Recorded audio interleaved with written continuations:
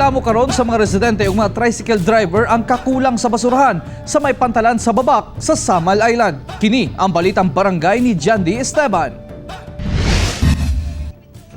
Wala matudpay kalabayan sa mga basura ang mga tao sa pantalan sa Barangay Villarica, Babak District sa Samal Island. Gumikan walay mga basurahan. Kami naningkamot lami gani og butag sako, butangan sa dili malata na may isa po diha nga para sa malata.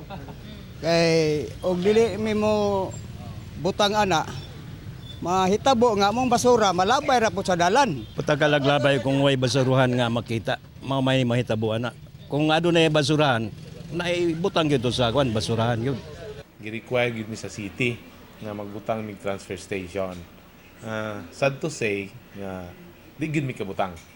Kay nga no, ang among kabutangan gud nga transfer station if ever asa mabilong atubangan sa balay kinsang balay maigo, dili mo sugot. So wala gyud mi kabutangan. Hinuon regular man daw ang pagkolekta sa mga basura ug paglimpyo sa mga street sweeper labi na sa baywalk kung asa daghag mabilin nga mga basura. Kinahanglan ang basura dito na gyud nila. Nya dito na nila ilabay nga makakita sila basurahan sa mga tindahan. Kung tindahan pud nga walay basurahan, bit-bit gyud sila.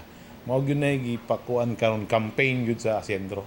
Base sa Solid Waste Management Act, tahas sa LGU nga mo provide og mga basurahan labi na sa mga pampublikong lugar. Pero sumala ni Edgar Arellano, ang head sa sentro, nga nabutangan naman daw nila og basurahan diha mismo sa pantalan.